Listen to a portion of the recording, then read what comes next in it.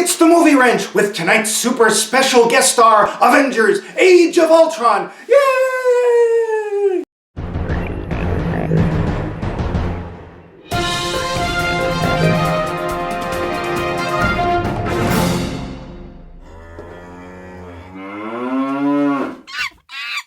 And we're back. Welcome to the Movie Wrench, that show where we like to take big pokes at big movies just because we like to hear them go poit. This time around, it's that big sequel to that big movie, Avengers, Age of Ultron. As is the case here at the old wrench, there will be heapin' heppins of spoilerific goodness, so don't you, won't you? Thank you. Point to Wally. As I was saying, this time around the storytelling just isn't toit. It's another case where if you blink a few times, the spell dissipates, the glass shoe breaks, and your car's being run by rodents. No, Prince. Of course, there are some decent parts of this film, but that's not why we're here. It's going to come as no surprise, but I'm going to break this little ditty up into 3 parts. That's 3 areas in which I have some major issue, or, as we here at the Wrench say, issue. So hold on to your cats. Things are going to get weird, or toasty, or where was I? Point to Wally. First up, we're going to be looking at this vague thingy, whatchamacallity, doohickey strategy. Because between the first film and this one, there's no real sense that these people have found out what it takes to really make a team. Oh, sure, they toss-cap the old shield once in a while. Wait, is that dirty? Or play disc golf or whatever. But if you look closely, the Avengers pretty much just throw themselves at whatever comes their way. For prime example, let's look at Hawkeye and the Ginger. Neither of them has any real powers, and yet is either of them wearing any kind of protective gear? A jockstrap? A bun warmer? A frickin' helmet? Because when I launch myself out of an airplane on a motorcycle, the first thing I care about is my long, flowing red wig. Stunt woman. Hair flowing in the wind. And correct me if I'm wrong, but isn't one of the members of this team somehow connected to manufacturing stuff for the military?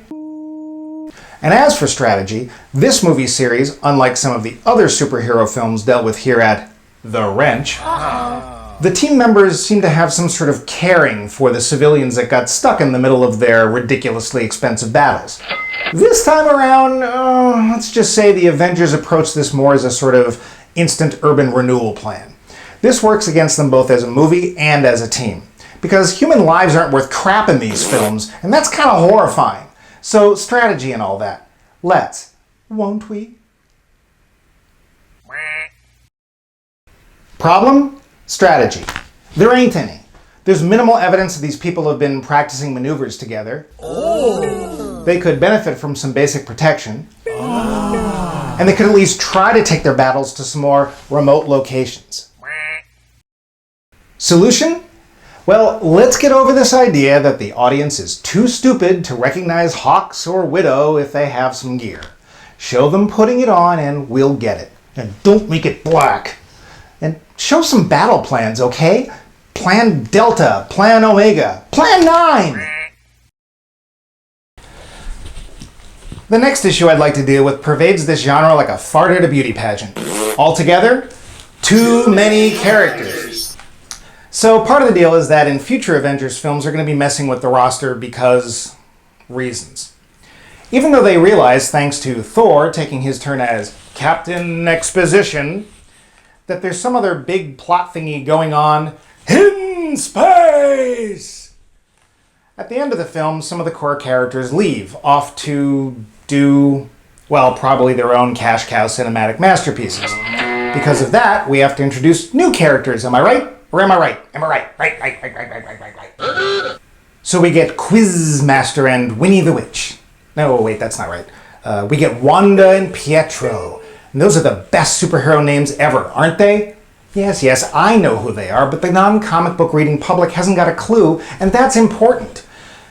We as an audience are given 2 minutes of sob story where these twins are in a battle, and then they're trapped in some rubble next to an unexploded bomb with the maker's names in flashing red lights and lickable wallpaper.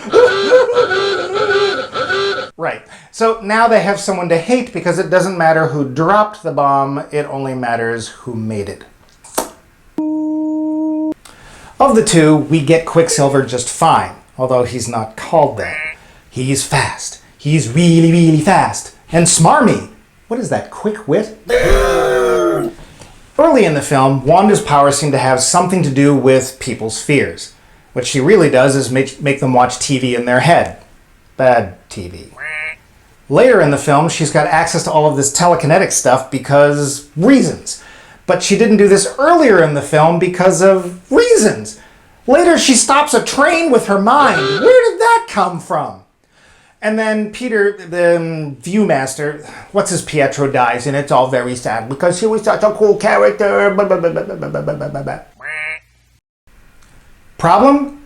Too many characters. There's already a lot going on in this movie. Throwing in a couple of extra villains turned heroes with no development other than, wow, this robot is crazy! Let's be good guys now, yeah? Is lame. We don't know much about them, and we don't care. Solution? Cut them out. Right out. Because really, what does their being there add to the plot? Nothing. Not a sausage. Their being in the movie merely detracts from some of the better aspects of the film, such as character development, and leaves us with nothing to latch on to. Speaking of interesting aspects, the Hulk gets some cool moments here, and his internal struggle is never better shown. That being said, I don't get the chemistry between him and Natasha. When Clint and Nat are on screen, there's a lot more chemistry between them than between Nat and Mr. Green Jeans. Just saying.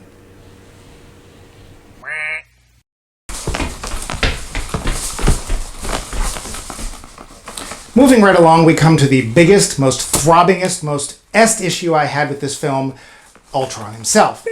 From little things that bothered me, such as the fact that his mouth moves when he speaks for no apparent reason, to the fact that he makes no sense at all, this villain is one big mess.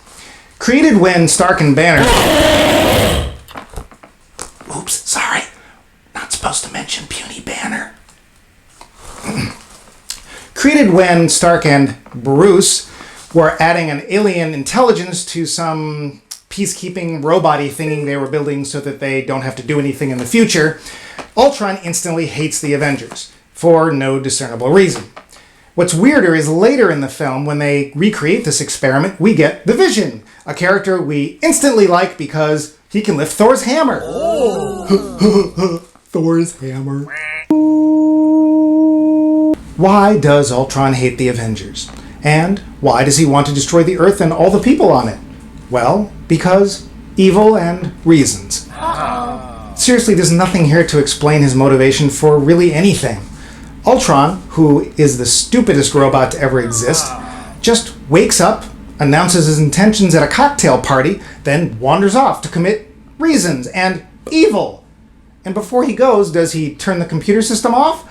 Well, no.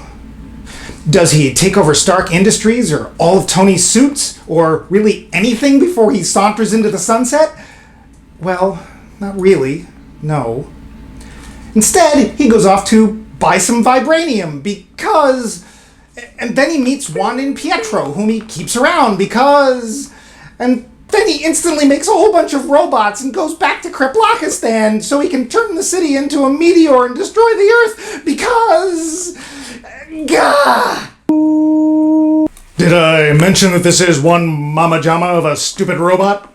Because if he wanted to do this whole kill all the dinosaurs at once plot thingy, all he had to do was leave the Earth without telling anybody. There's tons of meteors up there he could redirect back towards the planet, do this, and then watch it all from on high. It's a lot more plausible than building a giant vibrator underneath a fake Eastern European city country thing and launching that into space. As for offing the Avengers, he has plenty of opportunities. Why not take control of and crash a Quinjet while they're all on one? He had access to all of Stark's stuff. Send Iron Man suits to the cleaners. And why, oh why, does he want a real body? It's far more powerful to inhabit the computer systems of the world than to just be this big metal guy. Seriously, his actions make no sense at all. He keeps Natasha around after capture because, what, he's got some train tracks to tie her to later? I just keep expecting him to start waving his arms and claiming, I will swim to Hawaii. Bad villain. No donut. Problem? Ultron. From soup to nuts, he makes no sense. Less than his component parts, dumber than a bowl of socks. This is one villain that just doesn't work. Solution? Alright, this is going to take some explanation, so hold on, no standing, and keep your hands inside the car at all times. What if Baron Strucker, that longtime Captain America villain who's totally thrown away in this movie, what if Baron Strucker was the creator of Ultron? What if, with that power of the alien staff thingy, he's able to hack into Stark? No, not that Stark. Stark Enterprises. What if he hacks into Stark, finds the secret plans to Project Bite Me, and then he creates Ultron? Of course, this will also explain Ultron's motivations, because as an evil bad guy yourself, when you go to program your evil bad guy robot, you're going to want to program it to be just like you. And then later, the robot, who's smarter than you because of the alien intelligence that you, as a second-tiered villain, underestimate, kills you and goes flying off on its own. Later, when Tony gets the staff back, with the proper understanding and humanity, he can create what he thinks is the only thing that can take on this ultimate opponent, the Vision. Of course, we're still at odds with that alien intelligence. What if Jarvis, who seemed pretty competent up till now, is the deciding factor in the creation of this robot best buddy ever? What if indeed? Well, that's it for another episode of the Movie Wrench. Oh sure, I could have taken some pokes at some other things in the film, some ludicrous ideas like the skyscraper that's under construction and yet has nobody in, around, or near it in the middle of the day, or the fact that everyone in this movie seems to speak and understand English, or, well, you get the idea. Oh, sorry, we seem to be getting a phone call. Hello, Movie Wrench. Hello? Oh, it's our old buddy and brother bloggist, the Movie Cuss. How's it going, Cuss, in your bad place? Why are you talking about that there Ultron thingy? Why not talk about a good movie? Why, I went to see that Scantron movie and, well, maybe I drifted off, but then suddenly everyone's running around and screaming about this here Krampus thing. What's with that? Anyway? Oh, well, it seems that we're out of time. Sorry, Cuss, but we'll work you into a future episode. Thanks for calling. Dadgummit. Anyway, true believers, tune in next time when we'll hear Dr. Bob say... Tune in next time when we tighten the nuts on another giant, huge, mega, and big smash explosion of a movie. And remember, these are only opinions. Mine. They don't hurt much. Thingy going on in space! Shut up! Shut up! Don't make noise! You're ruining my take!